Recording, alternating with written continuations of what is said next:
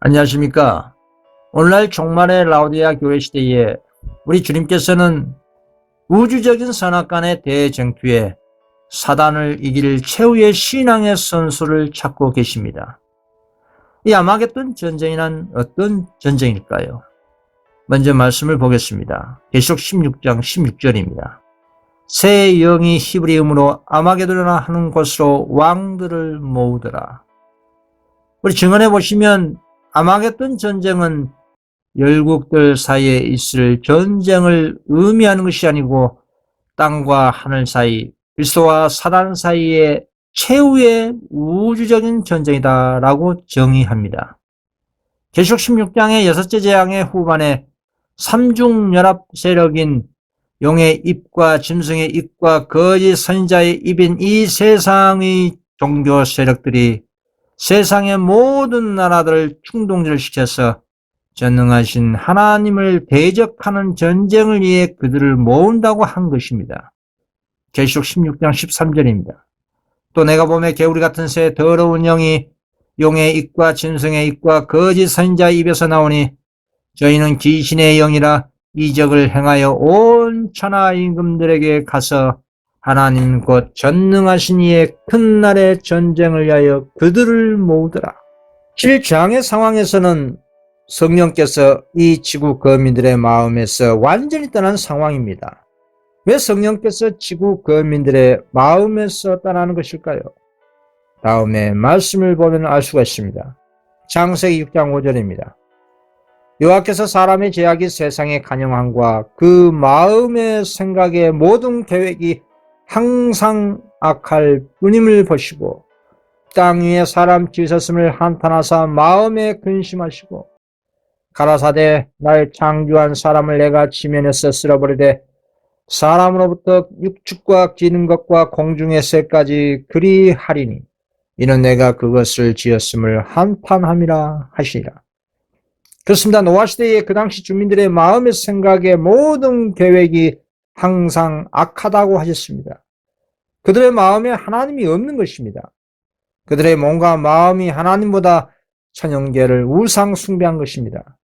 주님께서는 이 같은 노아의 때의 역사가 말세에도 반복된다고 하신 것입니다. 누가복음 17장 26절입니다.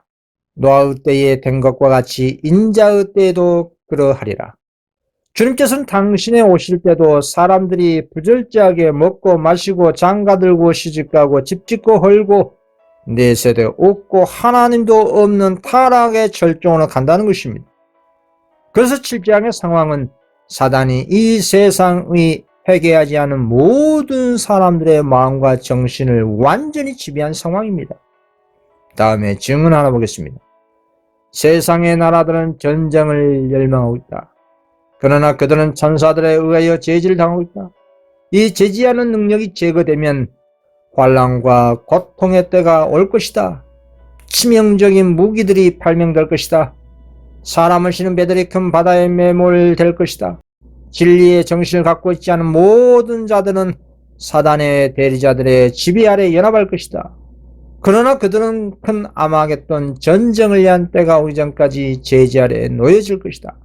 그렇다면 성령이 떠나면 어떤 일들이 발생할까요? 다음의 증언을 통해 확인해 보겠습니다.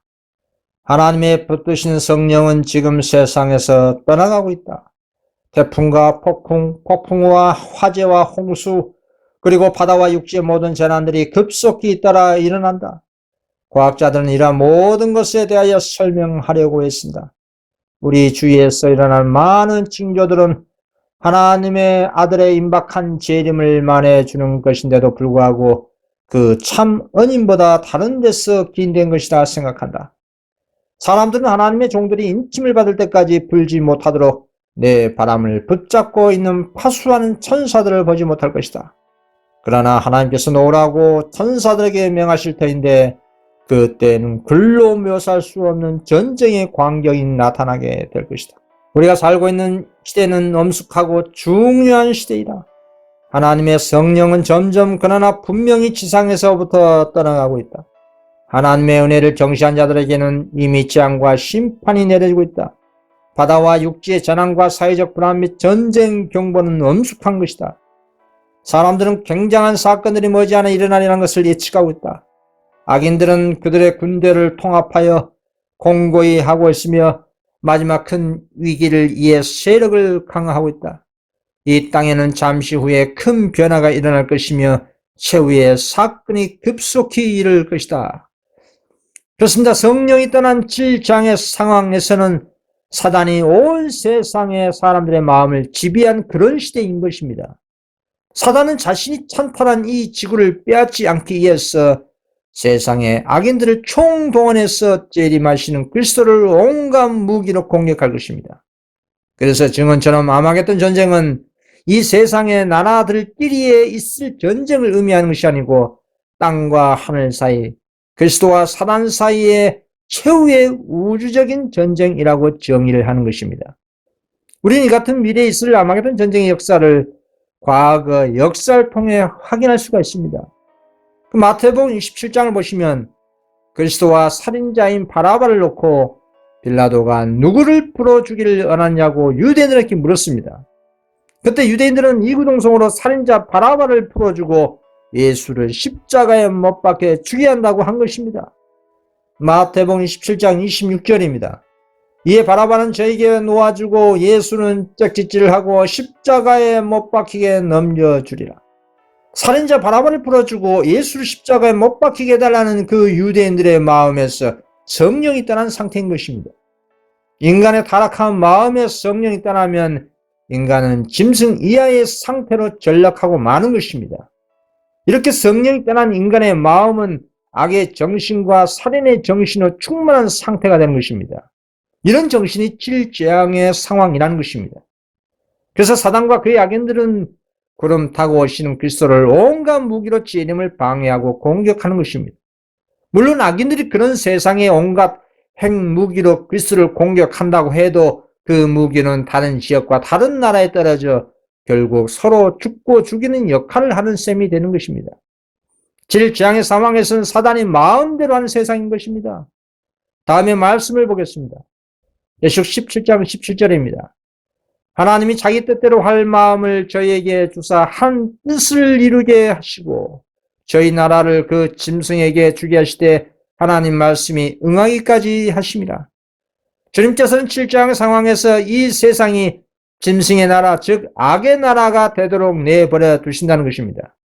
왜냐하면 이미 복음 전파는 완전히 끝났고 14만 4천 인치는 수요가 끝났고 은혜 시간이 종료되었기 때문입니다.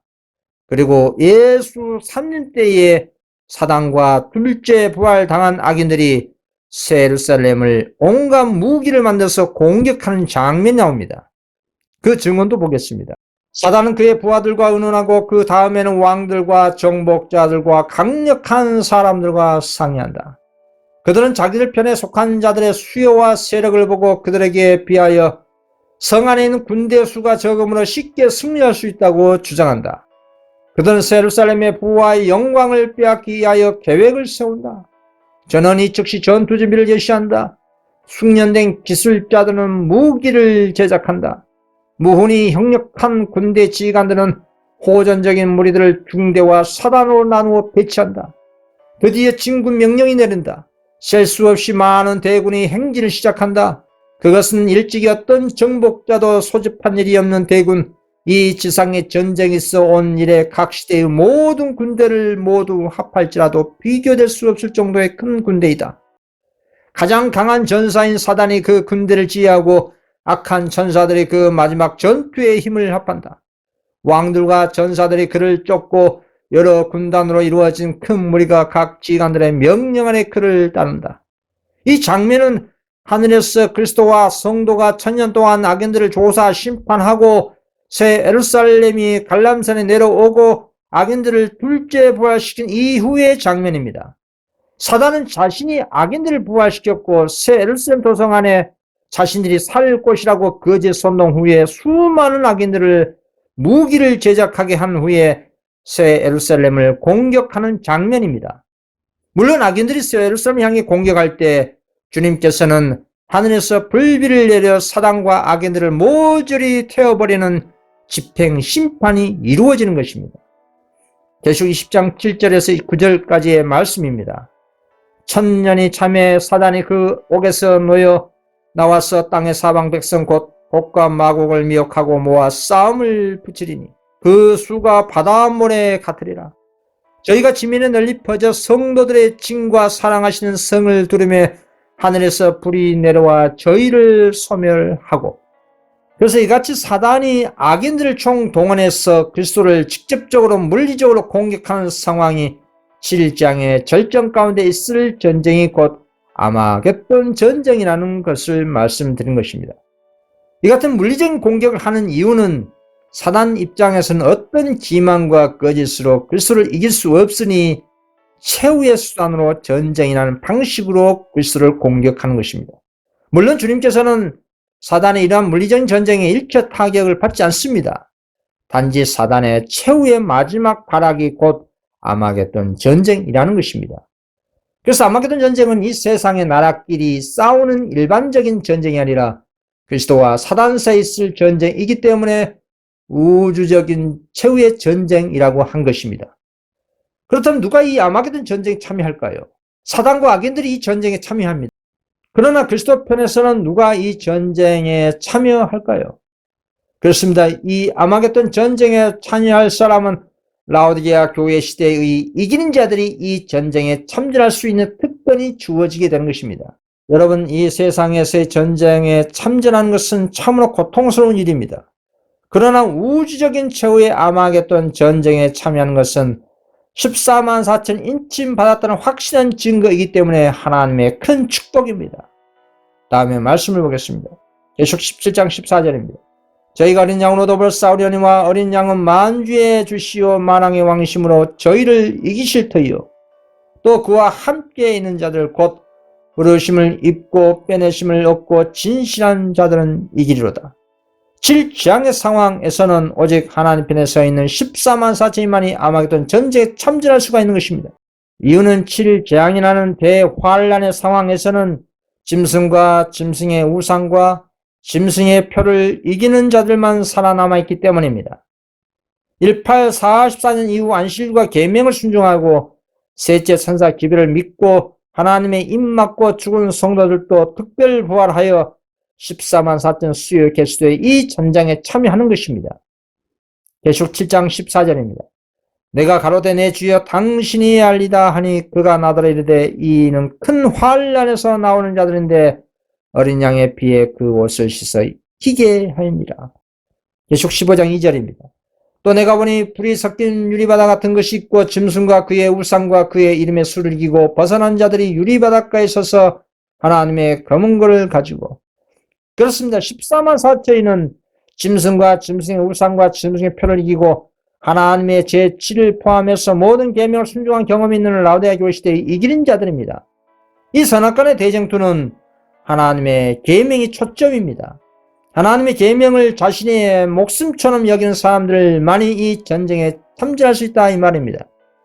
그래서 사단은 하나님의 계명을 지키는 사람들을 향해 분노한다고 한 것입니다. 계속 12장 17절입니다. 용이 여자에게 분노하여 돌아가서 그 여자의 남은 자손 곧 하나님의 계명을 지키며 예수의 증거를 가진 자들로 더불어 싸우려고 바다 모래 위에 섰더라. 그래서 마지막 선악간의 대쟁투는 하나님의 계명과 사단의 계명의 싸움인 것입니다. 사단은 하나님의 계명을 지킬 수 없다고 끊임없이 주장해서 사람들 하여금 하나님의 계명을 범하도록 해서 죄를 짓도록 했습니다. 물론 사단의 전략은 대체적으로 성공했습니다. 그러나 에어는 극소수의 남은 무리가 사단의 이러한 간교한 계략에 말려들지 않고 끝까지 인내하여 하나님의 계명을 지킨 것입니다. 그 말씀을 보겠습니다. 계시록 14장 12절에 있는 말씀입니다. 성도들의 인내가 여기 있나니 저희는 하나님의 계명과 예수 믿음을 지키는 자니. 이것이 성경에서 말하는 말세 이 교회 시대 이기는 자들의 모습인 것입니다. 계시록에서는 여러 차례 이기는 자들을 언급하고 있습니다. 그리고 그 이기는 자에게 분명한 상급을 약속하고 있습니다. 계시록 2장 7절입니다. 이기는 그에게는 내가 하나님의 나그네에 있는 생명나무의 과실을 주어 먹게 하리라. 계시록 2장 11절 이기는 자는 둘째 사망의 해를 받지 아니하리라. 계시록 2장 26절 이기는 자와 끝까지 내 일을 지키는 그에게 만국을 다스리는 권세를 주리라. 계시록 3장 5절 이기는 자는 이와 같이 흰옷을 입을 것이요 내가 그 이름을 생명책에서 반드시 흐리지 아니하고 그 이름을 내 아버지 앞과 그 천사들 앞에서 시인하리라. 계속 3장 12절 이기는 자는 내 하나님 성전의 기둥이 되게 하리니. 계속 21장 7절 이기는 자는 이것들을 유업으로 얻으리라. 그런데 누가 무엇을 이긴다는 말입니까? 무엇을 이겨야 이런 놀라운 축복의 약속을 주님께서 하시는 것일까요? 우리의 이긴 자이시고 모범자이신 주님께서는 당신께서 세상을 이겼다고 하셨습니다. 요한복음 16장 33절입니다. 이것을 내게 이르면 너희로 내 안에서 평안을 누리게 하려 함이라. 세상에서는 너희가 환난을 당하나 담대하라. 내가 세상을 이겨노라 하시니라. 이 세상은 누구를 지칭한 것입니까? 그것은 세상 임금인 사단을 지칭한 것입니다. 요한복음 12장 31절입니다. 이제 이 세상에 심판이 이르렀으니 이 세상 임금이 쫓겨나리라. 요한복음 14장 30절 이후에는 내가 너희와 말을 많이 하지 아니하리니 이 세상 임금이 오겠습니다. 그러나 저는 내게 관계할 것이 없으니. 이 지구 행성을 찬탈한 세상 임금인 사단을 주님께서는 이기셨습니다. 우리 주님께서는 세상 임금인 사단과 아무 관계가 없다고 하셨습니다. 사단은 인간이신 주님을 집요하게 죄를 짓도록 유혹을 했지만 주님께서는 사단의 유혹에 일체 생각으로도 굴복하지 않으셨습니다. 그래서 사단과 아무 관계가 없다고 말씀하신 것입니다. 이것이 이기는 자의 마음의 여유입니다. 우리도 주님처럼 세상 임금인 사단과 죄와 싸워 이길 수가 있는 것입니다. 넉넉히 이길 수 있다고 바울 사도는 이렇게 증언합니다. 로마서 8장 37절 그러나 이 모든 일에 우리를 사랑하신 이로 말미암아 우리가 넉넉히 이기니라. 우리 믿음의 조상들은 다 우리 사랑하시는 주님으로 말미암아 선악간의 대쟁투를 넉넉히 이겼습니다. 아슬아슬하게 이긴 것이 아니라 넉넉히 여유있게 이겼습니다. 어떻게 넉넉히 세상을 이길 수 있을까요? 다음에 말씀을 보시면 알 수가 있습니다. 요한일서 5장 4절입니다. 무릇 하나님께로부터 난 자마다 세상을 이기니라. 세상을 이긴 승리는 이것이 우리의 믿음이니라. 참으로 하나님께로부터 거듭난 사람은 예수의 믿음으로 말미암아 세상을 넉넉히 이길 수가 있는 것입니다. 빌립보 4장 13절 내게 능력 주신 자 안에서 내가 모든 것을 할 수 있다고 했습니다. 주님께서는 우리에게 하나님의 나라와 의를 먼저 구하라고 하셨습니다. 하나님 나라와 의가 무엇입니까? 그리스도 같은 품성입니다. 하나님과 같은 품성 곧 하나님의 계명을 지키는 성품입니다. 왜 이 같은 계명을 지키는 품성이 중요할까요? 그것은 우리 주님께서 인간으로서 아버지의 계명을 온전히 지킴으로써 사단의 하나님의 계명을 지킬 수 없다는 그 참수와 트집을 완전히 분사했기 때문입니다. 이것이 사단을 이긴 것입니다. 항상 반복해서 말씀드린 것입니다만 오늘날의 그리스도와 사단 간의 선악간의 대쟁투의 초점은 하나님의 율법입니다. 다음에 증을 보겠습니다. 안식일은 충성의 큰 시금석이 될 것이다. 왜냐하면 안식일은 특별히 투쟁의 초점이 되는 진리가 되기 때문이다. 사람들에게 마지막 시련이 닥쳐올 때 하나님을 섬긴 사람들과 섬기지 아니하는 자들을 구별하는 선이 그어질 것이다. 넷째 계명을 지키는 대신에 국가의 법률과 일치되도록 거짓 안식을 지키는 것은 하나님과 반대되는 세력에 충성하는 표가 되는 한편 하나님의 율법을 쫓아 참 안식을 지키는 것은 창조주께 충성하는 증거가 된다. 그리하여 한 계층의 사람들은 세상의 세력에 복종하는 인을 받음으로써 진승의 표를 받는 반면에 다른 한 계층의 사람들은 하나님의 건의에 충성하는 표를 받는 길을 택함으로써 하나님의 인을 받게 된다.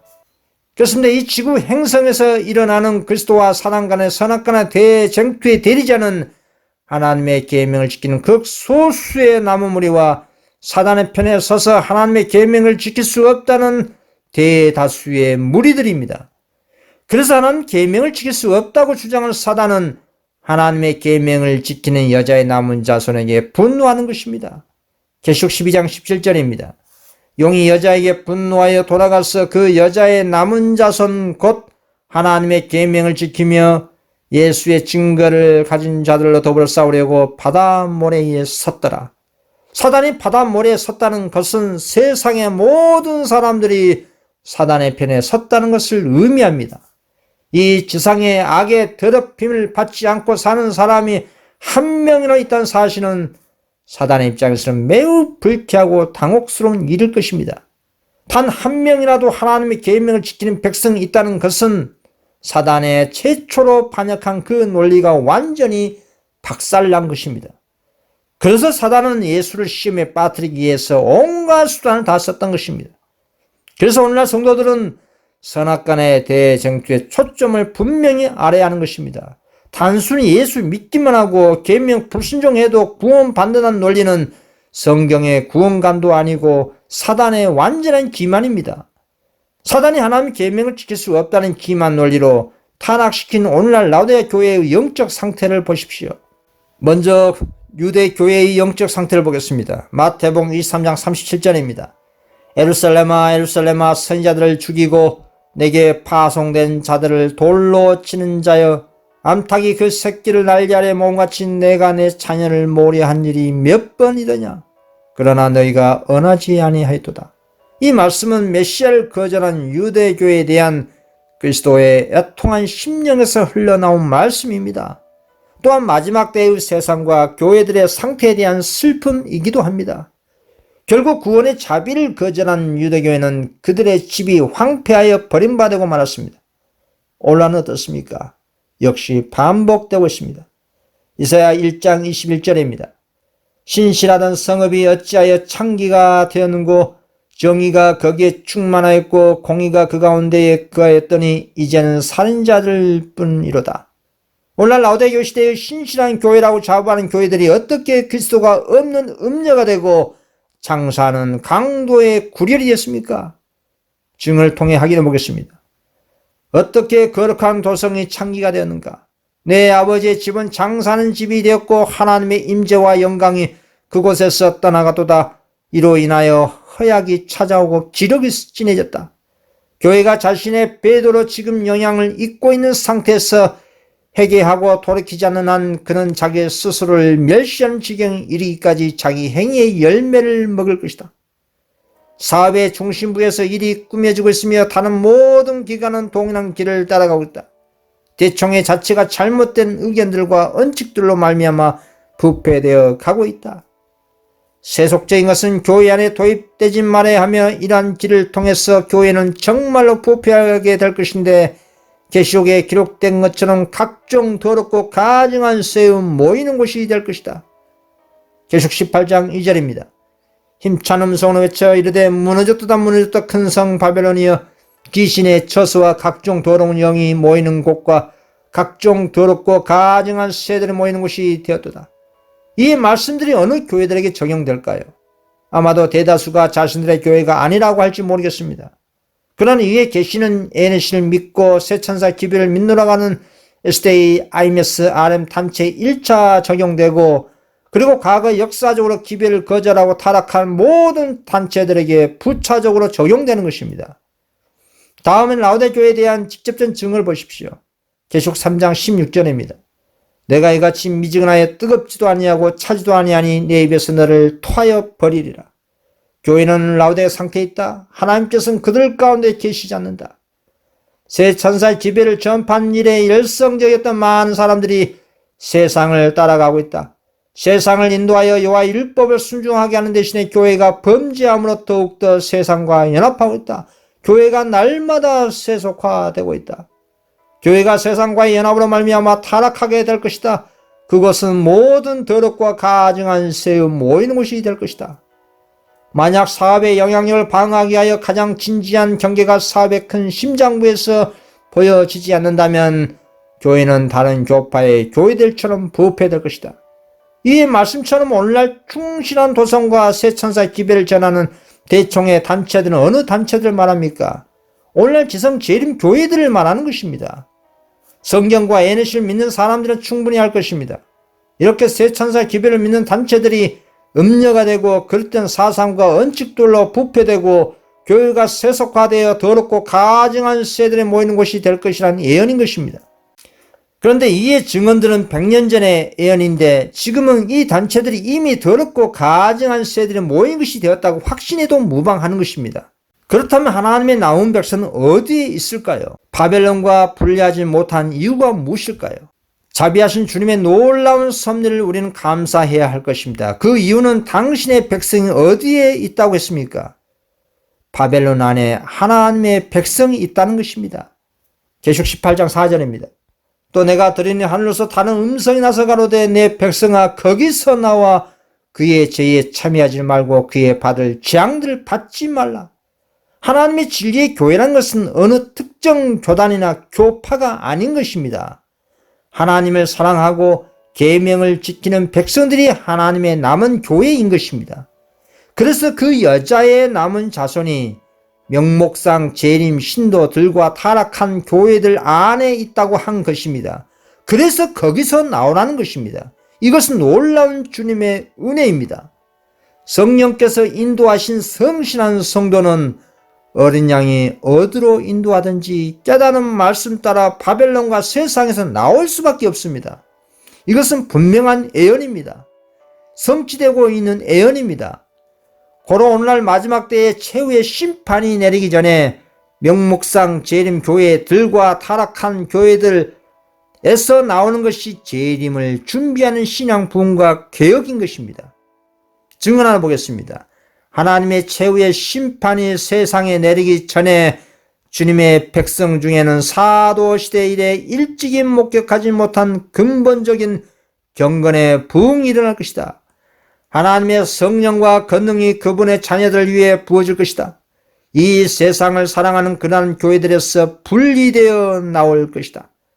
그런데 라오디게아 교회 사람들은 이 같은 예언을 먼 미래에 적용하고 싶어 합니다. 그리고 짐승의 배에 환난 때가 되면 그때 나간다고 합니다. 이유가 무엇일까요? 지금 당장 자신들이 준비되지 않은 연고 때문에 주의 재림이 좀 더 지체되기를 바라는 그런 마음 때문입니다. 한마디로 현재 자신의 상태로 재림을 맞이하는 것을 두려워하는 것입니다. 무엇보다도 바벨론과 세상과 분리하지 못한 가장 큰 이유는 다음과 같습니다. 롯의 생각해 봅시다. 소돔에 있었던 롯의 출간 자녀들이 소돔과 분리하지 못한 이유가 호화스러운 집과 한평생의 노력으로 얻은 모든 재물을 버리고 빈 털털이 방랑자로 떠난다는 것은 그들 입장에서 매우 싫은 고통스러운 결정이었을 것입니다. 롯의 부인도 마찬가지로 몸은 들판에 나와 있으면서도 마음은 소돔에 달라붙어 있었기 때문에 결국 망하고 말았습니다. 여러 해에 걸쳐 모은 재산이 잿더미가 되도록 버려둬야 했기 때문에 자신이 주님께로부터 가혹한 취급을 받는다고 생각한 것입니다. 감사함으로 구원을 받아들인 대신에 하나님의 경고를 거역한 악인들의 생명을 값싼 동정심으로 동경해서 주제넘게도 뒤를 돌아보다가 소돔과 함께 멸망당한 것입니다. 오늘날도 마찬가지입니다.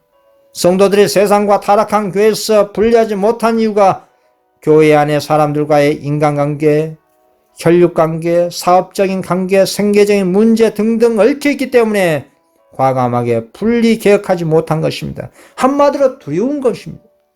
이런 인간이 과감하게 십자가에 못 박을 때 생명의 좁은 길로 갈 수가 있는 것입니다. 갈라디아 5장 24절 그리스도 예수의 사람들은 육체와 함께 그 정과 욕심을 십자가에 못 박으니라. 애국과 바벨론 교회와의 분리를 과감하게 못하면 결국은 침묵으로 죄와 타협하고 뜨뜻미지근하게 현실에 동조화되고 마는 것입니다. 그리고 마음에 생각하기를 주님 저는 아직 준비되지 않았으니 좀 더 늦게 오십시오라는 이 잠재의식에 항상 사로잡혀 준비가 전혀 되지 않은 상태에 있게 되는 것입니다. 여러분 오늘 하루가 내 자신에게 주어진 은혜의 마지막 시간이라고 생각하고 준비하지 않은 사람은 한 달 후나 1년 후나 10년 후의 미래에도 준비될 리가 절대 만무한 것입니다. 그런 사람을 주님께서는 악한 종이라고 합니다. 그 악한 종의 운명 어떻게 될까요? 마태복음 24장 48절에서 51절입니다. 만일 그 악한 종이 마음에 생각하기를 주인이 더디 오리라 하여 외식하는 자가 받는 벌에 처하리니 거기서 슬피 울며 이를 갈리라. 그래서 오늘날 주님께서 사람들에게 묻습니다. 누가 여호와 편에 있는가? 누가 이 세상의 진리의 기배를 전하기 위해서 계시록 18장 천사와 연합할 것인가? 누가 그의 영광으로 온 땅을 환하게 할 빛을 받아들일 것인가? 라고 질문할 때에 여러분은 어떻게 대답하시겠습니까? 왕상 18장 21절에 여호와가 만일 하나님은 그를 쫓고 바알이 만일 하나님은 그를 쫓을지라 라고 했습니다. 우리는 여호와가 만일 하나님은 그를 쫓고 바알이 만일 하나님은 그를 쫓아야 할 것입니다. 중간 지대는 없는 것입니다. 이사야 6장 8절에 내가 또 주의 목소리를 들은 즉 일시되 내가 누구를 보내면 누가 우리를 위하여 갈고 그때에 내가 가로되 내가 여기 있나이다 나를 보내소서. 바로 이 말씀은 우리의 결심이 되어야 할 것입니다. 행동 양식이 되어야 할 것입니다. 최후의 아마게돈 전쟁에 출전할 성도는 이 세상을 다 포기하고 오직 그리스도와 사단 간의 선악간의 대쟁투에 참전하겠다는 셋째 천사 기별에 부합된 예수 믿음이 있어야 하는 것입니다. 그래서 주님께서 말씀하셨습니다. 마태복음 10장 37절에서 38절 말씀입니다. 아비나 어미를 나보다 더 사랑한 자는 내게 합당치 아니하고 아들이나 딸을 나보다 더 사랑한 자도 내게 합당치 아니하고 또 자기 십자가를 지고 나를 쫓지 않는 자도 내게 합당치 아니하니라 이렇게 말씀하셨습니다. 오직 예수를 최고로 높이는 성도가 사단과 세상과 내 자아를 이길 수 있는 것입니다. 왜냐하면 이런 믿음을 가진 성도를 우리 주님께서는 당신의 입맞은 백성으로 삼으시고 최후의 아마겟돈 전쟁에 출전시킬 것입니다. 우리 주님께서는 이 마지막 때에 최후의 선악간의 대쟁투를 참전할 계명을 지키는 믿음의 그리스도 군사를 모집하는 것입니다. 수많은 교인들을 원하는 것이 아니라 단 한 명이라도 당신의 계명을 지키는 그리스도의 군사를 원한다 이 말입니다. 단 한 명의 성도라 할지라도 바르게 행하면 하나님의 능력의 팔을 움직일 수가 있습니다.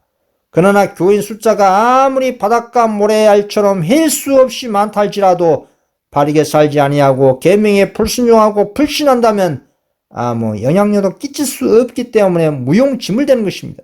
선악간의 대쟁투의 싸움은 숫자로 하는 것이 아닙니다.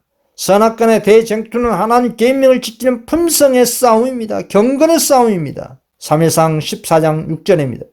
요나단이 자기 병기는 소년에게 이르되 우리가 이 할례 없는 자들의 부대에게로 건너가자 여호와께서 우리를 위하여 일하실까 하노라. 여호와의 구원은 사람의 많고 적음에 달리지 아니하니라 라고 했습니다. 과거 기드온과 300명을 추려낸 것처럼 최후의 아마겟돈 전장에 나갈 그리스도의 군사를 모집하는 것도 하나님의 계명을 존중히 여기고 불의와 타협하지 않고 경건하고 겸손하고 성실한 성도를 하나님께서는 원하는 것이고 그런 사람들을 지금 모집하고 있는 것입니다. 이런 성도들을 주님께서 기뻐하신다 이 말입니다. 디모데후서 2장 4절입니다. 군사로 다닌 자는 자기 생활에 열매는 자가 하나도 없나니 이는 군사로 모집한 자를 기쁘게 하려 함이라. 다시 말씀드리면 우리 주님께서 찾으시는 영적 군사는 정의를 행하고 진리를 구하고 하나님께 대한 전적인 충성된 자를 찾으십니다. 예레미야 5장 1절입니다. 너희는 예루살렘 거리로 빨리 다니며 그 넓은 거리에서 찾아보고 알라.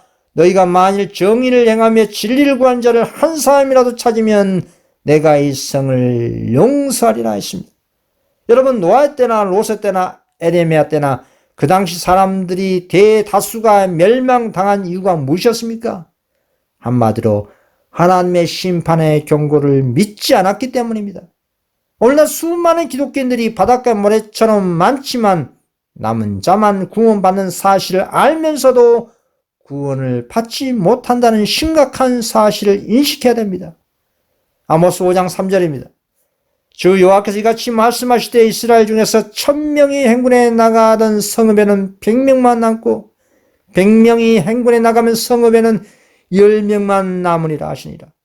로마서 9장 17절 또 이사야가 이스라엘 가나에 외치되 이스라엘 뭇 자손의 수가 비록 바다의 모래 같을지라도 남은 자만 구원을 얻으리니. 참으로 이상하고 심각한 현상입니다.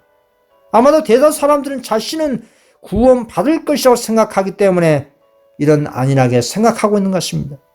우리는 누가복음 18장에서 바리새인과 세리 기도 가운데 누구의 기도가 주님께 간합받았으며 의인인지를 알 수가 있습니다.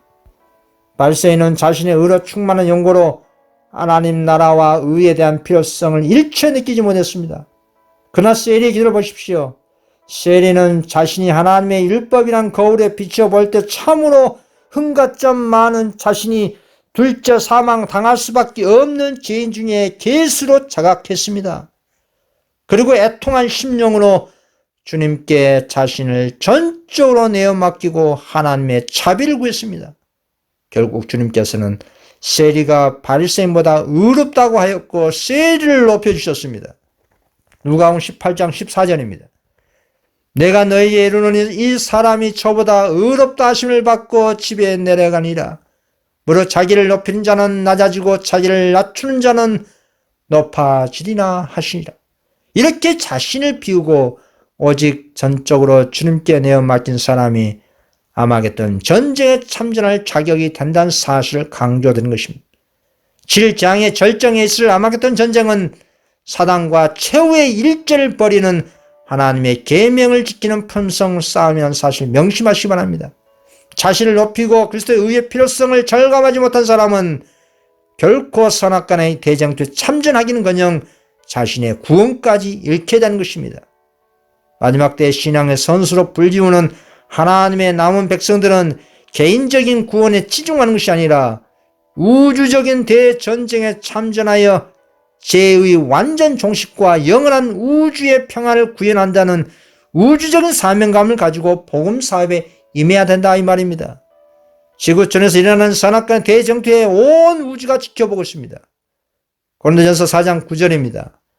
내가 생각한데 하나님이 사도인 우리를 주기로 작정한 자같이 미만해 주셨으며 우리는 세계 곧 천사와 사람에게 구경거리가 되었노라. 오늘날 기독교인들이 자신이 예수 믿음으로 구원을 받았기 때문에 더 이상 회개할 필요도 없고 거듭날 필요도 없고 성화될 필요도 없다고 생각하는 이런 오류를 범하고 있습니다. 과연 그런 가르침이 온전한 가르침이고 건강한 믿음이라고 할 수 있겠습니까? 성경은 구원 받은 자라도 언제든지 다시 죄를 짓고 또 회개치 아니하면 촛대가 분명히 옮겨진다고 경고를 했습니다. 계시록 2장 5절입니다. 그러므로 어디서 떨어진 줄 생각하고 회개하여 처음 행위를 가지라. 만일 그리하지 아니하고 회개치 아니하면 내가 내게 가서 내 촛대를 그 자리에서 옮기리라. 이 말씀은 성령 충만했던 에베소 교회에 하신 주님의 말씀입니다. 성령 충만했던 에베소 교회도 회개치 않으면 얼마든 촛대가 옮겨질 수가 있다면 오늘날 라오디게아 교회는 더할 나위 없는 것입니다. 오늘날 한번 구원은 영원 구원을 믿는 기독교나 자칭 진리교회라고 자부하는 교파들은 심각하게 인식해야 합니다. 다음에 영감의 글을 보겠습니다. 에스겔 3장 13절입니다. 가령 내가 의인에게 말하기를 너는 살리라 했다 하자 그가 그 의를 스스로 믿고 죄악을 행하면 그 모든 의로운 행위가 하나도 기억되지 아니하리니 그가 그 지은 죄악 중 곧 그 중에서 죽으리라. 형제들이여 만일 그대들이 개혁하기 위하여 결정적인 노력을 기울이지 않는다면 그대들의 등불은 꺼지기까지 깜빡거리다가 어두워질 것이다. 주어진 기회는 짧다. 만일 이 은혜와 회개의 기간이 무의미하게 지나가 버린다면 내가 내게 임하여 촛대를 그 자리에서 옮기라는 경고가 응할 것이다. 만일 우리가 주를 위하여 빛을 비추기를 거절하고 하나님의 사업을 행하지 않는다면 다른 사람들이 우리를 해야만 했던 그 사업을 행할 것이다. 우리가 우리의 의무를 수행하기를 그치고 촛대가 빛을 비추기를 거절하며 세상에 전달하게 하여 우리에게 개인적으로 맡기지 않던 이대한 진리들이 전파되지 않을 때 마침내 촛대는 옮겨질 것이다. 예레미야 48장 10절입니다. 이와 이를 태만히 하는 자는 저주를 받을 것이요 자기 칼을 금하여 피를 흘리지 않는 자도 저주를 당할 것이로다. 라오디게아 교회들과 개인이 이론적 지식인 입만 무성하고 열매 없는 나무와 같이 맡겨진 그 빛이랑 셋째 선사 기별을 의미합니다. 이 빛을 세상에 비추지 않고 인물을 태만한다면 그 촛대는 옮겨진다는 분명한 경고의 말씀인 것입니다. 그럼 오늘날 라오디게아 교회의 촛대는 어디로 옮겨질까요? 또 다른 교단이나 교파가 아니라 그 빛을 감사한 마음으로 받아들이는 사람들에게 옮겨져 사업이 진척되고 있는 것입니다. 다음에 증을 보겠습니다. 많은 사람들이 극악한 죄와 허물 속에서 나와 일찍이 기회와 특권을 가졌으나 그것을 소중히 여기지 않는 사람들의 자리를 차지하게 될 것이다. 그들은 하나님께서 선택하시고 보배롭게 여기시는 그분의 택하신 백성이 될 것이다. 그리스도께서 당신의 나라를 건설하실 때에 그분의 보좌 다음에 서게 될 것이다. 특히 오늘날 빛이 홍수같이 지성소에 부어지고 이때에 이론적 지식만 만족하고 무활동하고 불순종하는 라우디아 교회에 살고 있는 우리들에게 심각한 경고가 되고 있는 것입니다. 또 다른 증언을 보겠습니다. 그리스도께서는 그의 성령을 교회에서 거두셔서 그것을 감사히 여기는 다른 사람들에게 주실 것이다. 주님의 사업을 태만히하거나 진척시키지 못한 교회에서 성령을 거두셔서 그것을 감사히 여기는 다른 사람들에게 주셔서 주님께서는 당신의 재림을 촉진시킨다는 말씀입니다. 너무나 당연한 말씀입니다. 사단은 재림을 지연시키기 위해서 오늘날 뜨뜻미지근한 라우디아 교회들을 이용하고 있습니다. 지배했습니다. 그래서 굴속의 경륜, 즉 그리스도와 사단 간의 선악간의 대쟁투를 아는 신실한 성도들에게 당신의 굴속의 복음을 위탁하셔서 마지막 사업을 전진시키고 있는 것입니다. 주님의 모든 축복의 약속은 옛날이나 지금이나 앞으로도 마찬가지로 조건적입니다. 여러분, 고대 이스라엘 백성들과의 언약을 보십시오. 왕상 6장 12절에서 13절의 말씀입니다. 내가 만일 내 법도를 따르며 내 율례를 행하며 나의 모든 계명을 지켜 그대로 행하면 내가 내 아비 다윗에게 한 말을 내게 확실히 이룰 것이요 내가 또 한 이스라엘 자손 가운데 거하며 내 백성 이스라엘을 버리지 아니하리라 하셨더라. 그러나 반대로 하나님의 조건이 불이행될 때는 어떻게 될까요? 왕상 9장 6절에서 7절입니다. 만일 너희나 너희 자손이 아주 돌이켜 나를 쫓지 아니하며 내가 너희 앞에 둔 나의 계명과 법도를 지키지 아니하면 내가 이스라엘 나의 준 땅에서 끊어버릴 것이요 내 이름을 위하여 내가 거룩하게 구별한 이 전이라도 내 앞에서 던져버리니. 이스라엘 민족들에게 하신 주님의 약속은 확실한 약속입니다. 결국 그들은 어떻게 됐습니까? 버림당하고 말았습니다. 다시 말해 촛대가 옮겨진 것입니다.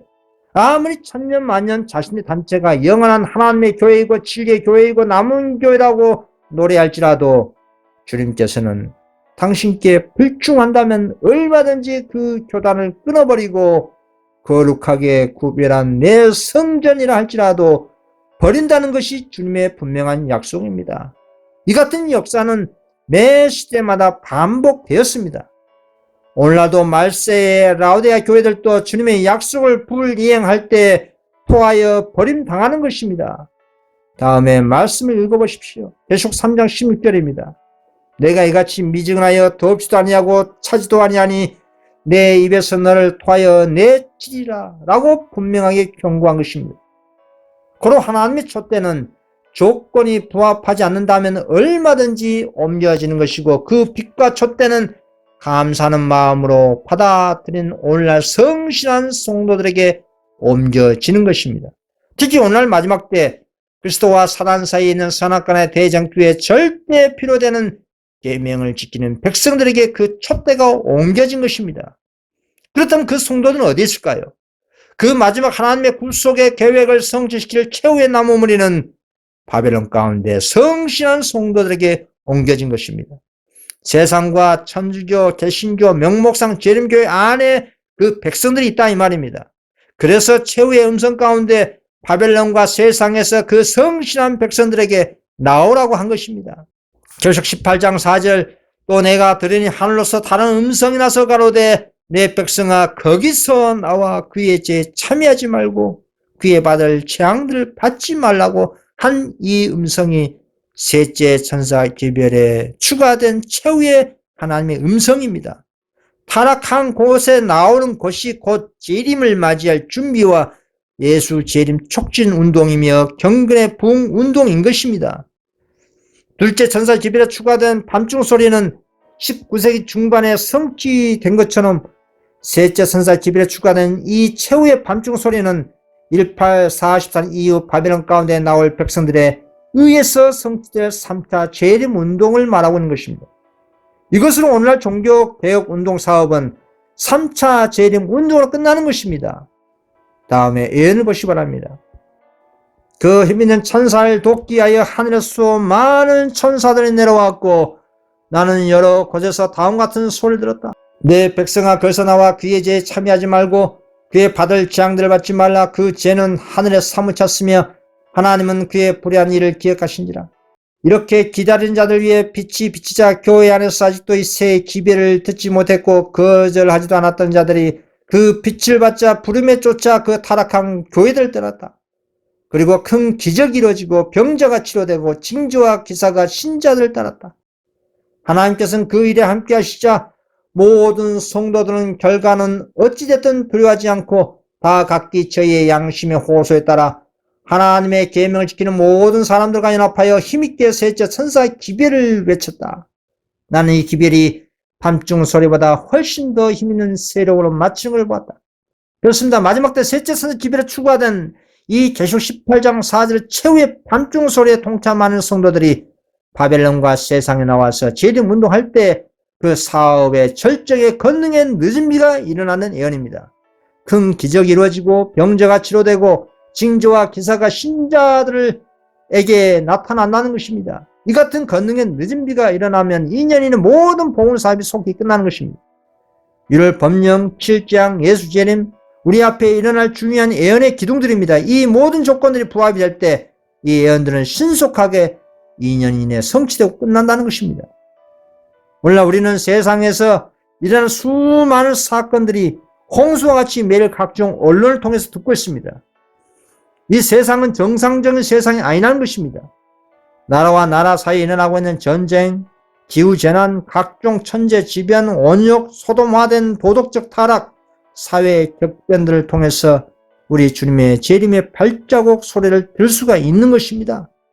세상의 자비의 천사가 떠나가고 있는 현재 이 세상은 악을 선이라 주장하고 흑암을 광명으로 주장할 정도로 분별력이 없는 그런 세대가 되고 말았습니다. 이사야 5장 20절입니다. 악을 선하다 하며 선을 악하다 하며 흑암으로 광명을 삼으며 광명으로 흑암을 삼으며 쓴 것으로 단 것을 삼으며 단 것을 쓴 것으로 삼는 그들은 화 있을진저. 그리고 다음에 아모스 선지의 증거를 통해 오늘날 타락의 상태를 확인해 보십시오. 아모스 5장 10절에서 13절의 말씀입니다. 무리가 성문에서 책망한 자를 미워하며 정직히 말한 자를 싫어하는도다. 너희가 가난한 자를 밟고 저에게서 미리에 부당한 세를 취하였은즉 너희가 비록 받으면 돌로 집을 건축하였으나 거기 거하지 못할 것이요 아름다운 포도원을 심었으나 그 포도주를 마시지 못하리라. 너희의 허물이 많고 죄악이 중함을 내가 아노라. 너희는 의인을 학대하며 뇌물을 받고 성문에서 궁핍한 자를 억울하게 하는 자로다. 그러므로 이런 때에 지혜자가 잠잠하나니 이는 악한 때입니다. 너무나 악이 충만하다 보니 정직하게 용기 있게 진리와 진실을 말하는 사람이 점점 줄어들고 있다는 얘기입니다. 그만큼 악한 때라는 것입니다. 이 말씀은 역설적으로 재림이 촉진되고 14만 4천 인친 수요가 점점점 맞춰지고 있다는 증거이기도 합니다. 14만 4천 인친 수요가 다 개수되면 사방에 바람을 붙들고 있는 천사가 그 바람을 놓게 되면 이 세상은 개국 이래 경험하지 못할 대환란으로 진입하게 되는 것입니다. 본격적인 1월 법령으로 인한 핍박과 칠재앙으로 온 세상이 아수라장이 되는 것입니다. 타락한 인간의 본성을 제했던 성신께서 철수한다고 생각해 보시기 바랍니다. 이 세상은 한마디로 악과 살인과 전쟁의 정시로 분기되어 통제불능의 무정부시대가 되는 것입니다. 짐승의 나라가 되는 것입니다. 이 지구가 거대한 바벨론과 짐승의 나라가 되면 이 세상의 상태는 전쟁의 마당판이 되는 것입니다. 피차게 물고 뜯고 죽이고 죽이는 세상이 되는 것입니다. 주님께서는 은혜 시기가 끝난 이 세상을 사단이 마음대로 하도록 내버려 둔다는 예언입니다. 계시록 17장 16절에서 17절입니다. 내가 본 바 이 열불과 짐승이 음녀를 미워하여 망하게 하고 벌거벗게 하고 그 살을 먹고 불로 아주 사르리라. 하나님이 자기 뜻대로 할 마음을 저희에게 주사 한 뜻을 이루게 하시고 저희 나라를 그 짐승에게 주게 하시되 하나님 말씀이 응하기까지 하심이라. 그래서 7장의 대환란 때에 주님께서는 사단의 참소를 계명을 지키는 품성으로서 승리할 단 한 명의 성도를 원하신다 이 말입니다. 7재앙 상황에서 계명을 지키려면 오늘날 성령의 은혜 시기에 경건의 훈련을 통해 품성 개발이 되어야 하는 것입니다. 7재앙의 사단 시간에는 사단의 공격이 무자비하게 하는 시간입니다. 무자비한 7재앙과 악인들의 이업과 가족들과의 분리, 정신적인 고뇌와 자신과의 싸움, 설상가상으로 폭풍우처럼 남은 성도에게 들이닥치게 되는 것입니다. 여러분, 그런 상황에서 그 누구의 도움도 없이 자신의 믿음으로 하나님의 계명을 지켜야 하는 것입니다. 사단은 최악의 상황에서 그 성도를 하나님의 계명을 범하도록 유혹을 할 것입니다. 이 같은 최악의 상황에서 천사들도 하나님께서도 도와줄 수가 없는 것입니다. 왜냐하면 그 성도를 도와주면 사단이 하나님이 도와주기 때문에 그 성도가 계명을 지킨 것이라고 또 다른 논리로 고소를 하기 때문입니다. 그래서 그 누구의 도움도 받지 아니하고 스스로 그 최후의 선악과를 싸움에서 욥처럼 승리해야 하는 것입니다. 최악의 7재앙의 상황에서 그 누구의 도움도 없이 성도가 하나님의 계명을 순종하는 것을 사단이 목격할 때 하나님의 계명을 인간이 지킬 수 없다는 6개월 동안 주장한 사단의 참사가 완전히 종식될 수가 있는 것입니다. 결국 사단도 하나님의 계명을 지킬 수 있는 계명입니다 라고 본인 스스로 인정하게 되는 것입니다. 그래서 주님께서는 선악간의 대쟁투를 종식시킬 최후의 당시의 백성을 지금도 간절히 찾고 있는 것입니다. 누가 선악간의 대쟁투에 참전하시겠습니까? 이들이 14만 4천입니다. 저 역시 이 전쟁에 간절히 참여하고 싶은 것입니다. 사단은 최후의 선악간의 대쟁투 싸움에서 하나님의 남은 백성을 이렇게 정죄합니다. 사단은 남은 백성의 흠결사항 많은 품성 곧 성도들의 더러운 옷을 지적합니다. 성도들의 죄로 인한 나약함, 어리석음, 배은망덕한 죄, 예수님과 같지 않은 품성을 집요하게 지적하고 공격합니다. 그런 그릇된 품성으로는 구원의 자격과 희망이 없다는 생각을 갖게 해서 성도들 스스로 믿음의 손을 주님께 떨쳐버리게끔 하는 것입니다. 사단은 하나님의 남은 성도들을 유혹해서 죄를 짓게 한 정확한 지식을 가지고 있기 때문에 얼마든지 자신이 그들을 소유할 권한이 있다고 주장하는 것입니다. 그래서 사단 자신이 하나님의 은총에서 제거된 것과 똑같이 그 성도들도 제거되어야 한다고 주장하는 것입니다. 그리고 이렇게 주장합니다. 이들이 하늘에 있던 내 자리와 나의 연합한 천사들이 자리를 차지할 백성인가? 그들은 하나님 율법을 순종하느라고 공언하나 과연 그 계명을 지키는가? 그들은 하나님을 사랑하기보다는 자신을 더욱 사랑한 사람들이 아니었던가? 그들은 세상의 사물을 사랑하지 아니었는가? 그들의 생활의 특색을 잃은 죄악들을 바라보라. 그들의 이기심과 악의와 상호 간의 증오심을 보라. 하나님은 나와 내 천사들 당신 앞에서 추방시키시고 동일한 죄를 범한 자들에게 상을 주실 것인가? 여호와여 공의로운 당신은 이 일을 하실 수 없나이다. 공의는 그들에게 내릴 선고를 요구합니다. 사단의 이 주장은 분명히 맞는 말입니다. 그러나 사단이 부정할 수 없는 것이 있습니다. 그것은 성도들이 회개했다는 것입니다. 다음에 주님께서 성도들 변호하는 말씀을 보겠습니다. 그러나 그리스도의 추종자들은 범죄하기는 하였지만 자기 자신들은 사단의 대리자들에게 지배되도록 버려두지 아니하였다. 그들은 저희 죄를 회개하고 겸손과 참여하는 마음으로 주님을 찾고 그들의 주님이신 거룩한 대언자께서는 그들을 위하여 호소하신다. 그들의 배은망덕으로 몹시 욕을 당하셨으나 그들의 죄와 회개를 아시는 주께서는 사단아 여호와께서 너를 꾸짖으시니라. 나는 이 영혼들을 위하여 내 생명을 주었노라. 그들은 내 손바닥에 새겨져 있다. 그들의 품성이 불완전하고 저희 노력이 실패했을지라도 그들은 회개하였고 나는 그들을 용서하고 간합하였노라 말씀하신다. 여기에 분명히 주님께서 당신의 성도들이 회개하였다고 했습니다. 여러분, 회개가 무엇입니까? 죄 자체를 슬퍼하고 증오하기 때문에 그 죄를 버린 것입니다. 하나님께 돌아온 것입니다. 우리 주님께 자신의 마음을 온전히 바친 것입니다. 반면에 사단은 어떻습니까? 사단은 하나님의 영광의 존전 앞에서 반역을 했습니다. 사단 자신을 회개하지도 않았고 죄를 버리지도 않았고 주님께 돌아오지도 않았습니다. 그러나 이 땅의 성도들은 사단의 유혹으로 죄를 지었지만 사단처럼 그릇된 길로 계속 가지 않았습니다. 하늘 아버지께로 돌아온 것이 결정적으로 사단과의 차이인 것입니다.